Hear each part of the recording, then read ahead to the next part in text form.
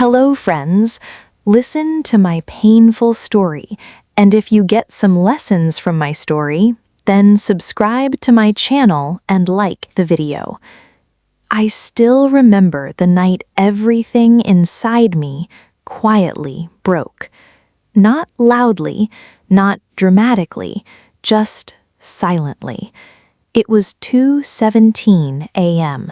The city outside my tiny rented room was asleep, but I wasn't.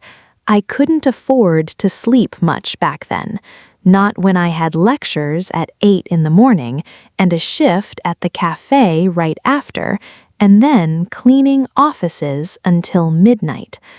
My name is Millie, and back then I believed hard work could fix everything. I believed love would wait. I believed loyalty meant something. I was wrong. I came from a small town where dreams were often whispered, not chased. But I was different. I had one goal: to study, to build something, to become someone my younger self would be proud of. So I left home, with one suitcase and a heart full of hope. Life in the city wasn't kind.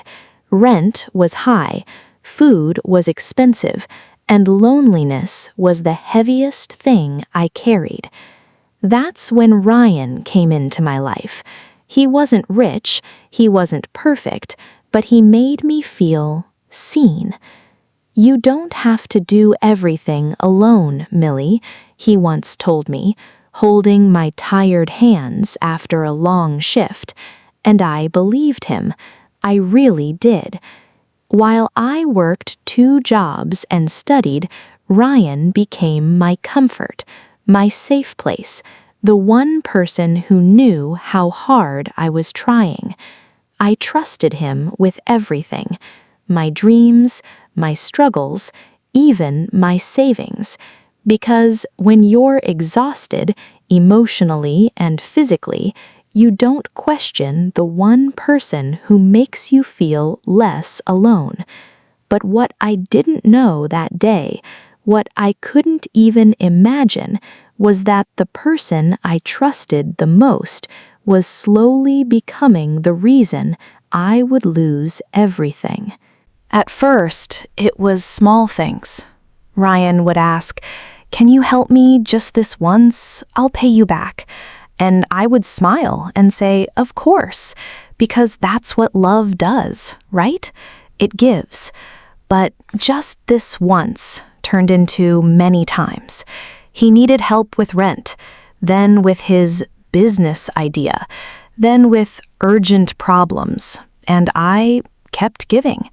Every extra shift I took, every night I sacrificed sleep, I told myself it was worth it, because we were building something together. Or at least I thought we were. Until everything changed. One evening, I finished my cafe shift early. It was rare, a small blessing. I decided to surprise Ryan. I bought his favorite takeaway. I even smiled on the way there, something I hadn't done in days. But when I reached his apartment, the door wasn't locked, and inside, my world quietly collapsed. There was laughter, not mine, a woman's voice, soft, comfortable, familiar in a way that hurt instantly. I stepped inside slowly, and there he was, Ryan, sitting close, too close to someone else. The food slipped from my hands. He looked at me, and for a second, just a second, there was guilt in his eyes. But then it disappeared. "Millie, this isn't what you think," he said. But I didn't need explanations, because sometimes the truth doesn't need words. It just stands there in front of you. I felt something inside me shatter, not just my heart, my trust, my belief in everything. "Who is she?" I asked quietly, and the silence that followed was louder than any answer. That night, I didn't scream. I didn't cry in front of him. I just walked away. Because pain doesn't always make noise. Sometimes it just changes you. The next few days were the hardest of my life. I still had to go to class, still had to work, still had to pretend everything was fine. But inside, I was falling apart. And then came the final blow. I checked my bank account. Empty. Every single rupee I had saved, gone. My hands trembled. I called him. No answer. Again. Nothing. That's when it hit me. It wasn't just betrayal. It was calculated, planned. He didn't just break my heart. He took everything I had worked for. That night, I cried. Not because I was weak, but because I had finally seen the truth. And sometimes the truth hurts more than the betrayal itself. But something changed in me after that. I stopped asking, why me, and started asking, what now? Revenge isn't always loud. Sometimes it's quiet, focused, and unstoppable. I didn't go after Ryan immediately. I didn't call him, didn't beg, didn't even look for him. Instead, I rebuilt myself from scratch. I took more shifts, harder ones. I studied like my future depended on it, because it did. I stopped trusting easily, but I didn't stop believing in myself. Months passed. Slowly, painfully, I stood back up. And then, one day, life gave me something I wasn't expecting, an opportunity. Through one of my professors, I got an internship at a growing company. It wasn't glamorous, but it was a start. And I gave it everything. The same determination, the same strength, the same sleepless nights. But this time, for me. Years passed. Yes, years. And one afternoon, as I sat in my office, reviewing reports, someone walked in. I didn't recognize him immediately, but when I did, I felt nothing. Ryan. He looked different, tired, lost, smaller. I didn't know you worked here, he said, his voice uncertain. I didn't know you'd end up like this, I replied calmly. He looked down. I made mistakes, he said. I didn't respond, because some words come too late.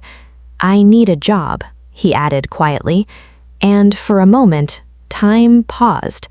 This was it, the moment people imagine when they think of revenge, the power, the control. I looked at him, really looked, and realized something important. He had already faced his consequences. Life had done its job. I can't help you, I said softly, not with anger, not with hate, just clarity. And as he walked away, I didn't feel victorious. I felt free. Because revenge isn't always about hurting someone back. Sometimes it's about refusing to let them hurt you again. That night, I stood by my window, just like I used to years ago. But this time, I wasn't broken. I wasn't tired. I wasn't alone. I had myself, and that was enough. So if you're listening to this, and you feel like life has taken everything from you, remember this. They can take your money. They can break your trust. They can even shatter your heart. But they can never take your strength, unless you let them. And once you realize that, you don't just survive, you rise. Thank you for listening to my story. If you've ever been betrayed by those closest to you, know that you are stronger than the pain.